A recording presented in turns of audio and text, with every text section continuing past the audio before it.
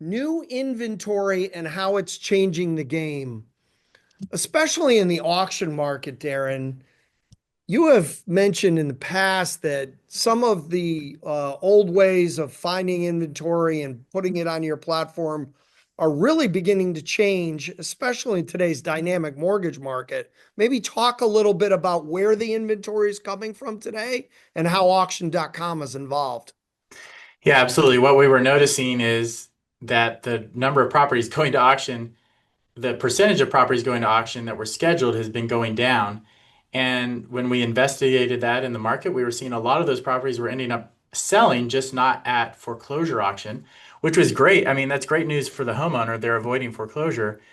So we have actually introduced a product to help those homeowners um, sell their properties, and it's called SmartSale on auction.com. So that's a private individual homeowner can come to auction.com and actually post their property for auction, and we allow them to also post on the MLS, either on the MLS or put it up for auction, whatever they prefer. And so we tested that for about a year. We just put a button up on our site that allowed people to post their properties, and we saw got some great feedback from that. We didn't advertise it or promote it at all.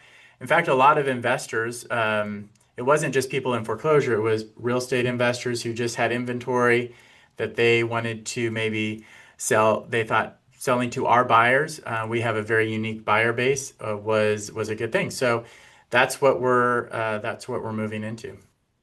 So I would think, as a lender, the auction marketplace, especially if I can list single assets long before foreclosure and just get them out in your model, that opens up a whole new pool of eyeballs looking at the properties that might not even be looking in the MLS.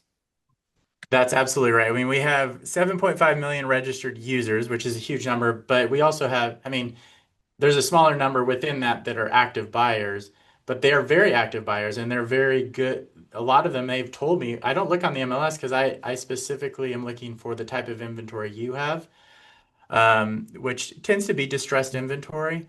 But our buyers, yeah, are very well equipped to handle that more distressed inventory that may need a little bit extra work, and an owner-occupant buyer may not be as equipped to handle. And so our buyers have been loving this new inventory, and and yeah, they're well equipped for especially that inventory that may not be quite MLS ready. It often plays very well with our buyers. Yeah, I love the idea of private sellers being able to get in here. It really levels the playing field, especially considering if it's only institutional sellers being able to access sites like yours, it kind of squeezes out the more bespoke individuals, whether it's they're selling off an asset that might be Yeah. performing, not performing, or needs rehab. So let's talk about the typical buyer that is on your site. Is it a owner occupied? Is it an investor? Is it a mix of both? What's the typical It's buyer look like? Yeah, our typical buyer is what we call a local community developer. It's a local investor who's investing in their market. They're usually not investing nationwide. We have a few of those who go across different markets, but most of them are investing within about 100 miles of where they live. And they're buying anywhere from like 10 to 50 properties a year is kind of the typical investor. That makes up about 60% of our buyer base. And then we do have owner occupant buyers, surprisingly. When we did a survey earlier this year, 26% of our survey respondents said that they were owner occupant buyers, which actually surprised me. But we've actually seen that segment grow. And then we do have institutional investors. They account for about 4% of our buyer base. But I would say the theme is most of these buyers are able to purchase, willing to purchase distressed properties that need a lot of work, and often they are using either cash or hard money loans to buy these properties, and then they're putting a lot of work into renovating them and then returning to the market as retail sales or retail rentals. One of the things that would probably surprise a lot of people about auction.com's buyer base is how similar it is to RCN's borrowers.